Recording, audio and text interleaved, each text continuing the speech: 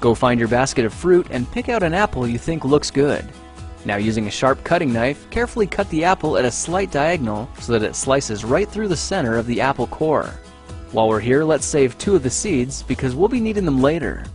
Now that we've got our 2 halves, let's take the side that still has the bottom attached and place it face down on a cutting board. We'll need to place 2 butter knives perpendicular with the top and bottom of the apple.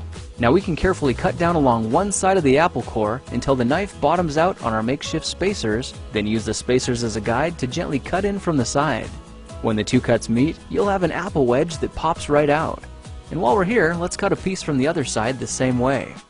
Now our goal with these is to cut out 3 more L-shaped wedges about 1/4 inch thick. And this time, rather than cutting in sideways toward your fingers, try turning the piece over so you can cut downward and meet the first cut at the bottom. Now with a little wiggle, a new apple wedge should break free. If you repeat the process 2 more times, then stagger the pieces back together, the effect is a beautifully layered wing.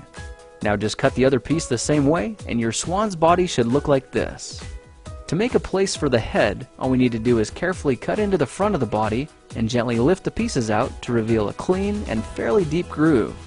At this point, we can go ahead and grab the other half of the apple and place it between the butter knives like before, but this time we're just going to use them as spacers to cut an even slice off the bottom. You can see that repeating this process 3 or 4 times gives us a nice variety of shapes and sizes. Now look for a piece that resembles a heart that's been slightly flattened on top. All it takes to form the swan head is 3 strategic cuts with a knife. I made 1 angled cut to form the head, a horizontal cut to form the neck, and 1 slanted cut at the bottom for the base.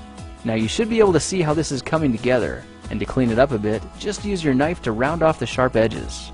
All that's left now is to place the apple seeds where you think the eyes should go, then use the side of a butter knife to press them firmly into position. When both eyes look good, simply drop the neck into place, and you're done. You've just created a beautiful and decorative apple swan. I spritzed mine with a bit of lemon juice to help prevent it from turning brown, then put it on display to show off for our dinner guests later that night. If you try using different apples, you'll get a nice contrast of colors, and every bird will look a little bit different.